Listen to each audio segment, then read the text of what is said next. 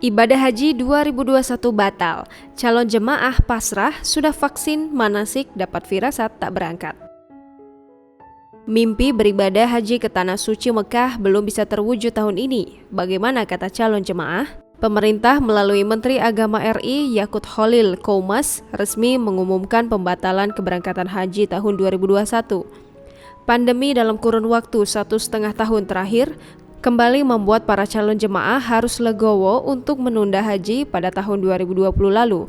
Sempat dikabarkan akan dibuka kembali pada akhir tahun lalu, para jemaah harus kembali ikhlas bahwa ibadah haji tahun ini kembali ditunda. Beberapa jemaah yang seharusnya berangkat di tahun ini hanya dapat pasrah. Hambali, calon jemaah haji yang berdomisili di Kecamatan Medan Johor misalnya. Tahun ini seharusnya menjadi tahun kedua Hambali kembali beribadah di Tanah Suci.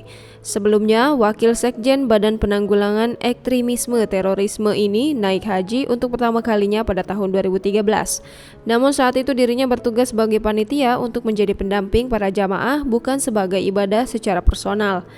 Melihat betapa megahnya Ka'bah sambil menjalani tugas mendampingi para jemaah, dengan tekad penuh Hambali mengajak sang istri untuk mendaftar haji di tahun 2013.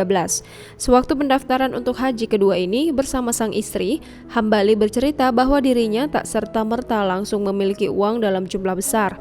Dengan konsisten, Hambali rutin mengikuti program menabung dari CIMB Niaga sejak tahun 2001 hingga tahun 2013 sebanyak 1,5 juta rupiah per bulan. Saat disinggung mengenai persiapan, Hambali mengakui belum ada persiapan berarti untuk segala bentuk perlengkapan seperti pakaian dan pernak-pernik lainnya. Tentunya, Hambali masih memiliki harapan agar Indonesia dapat memiliki kuota haji walaupun tidak secara penuh dengan mengutamakan calon jemaah lansia. Selain itu, ia juga berharap agar para jemaah lainnya tetap ikhlas dan bersabar untuk dapat memenuhi ibadah haji nantinya.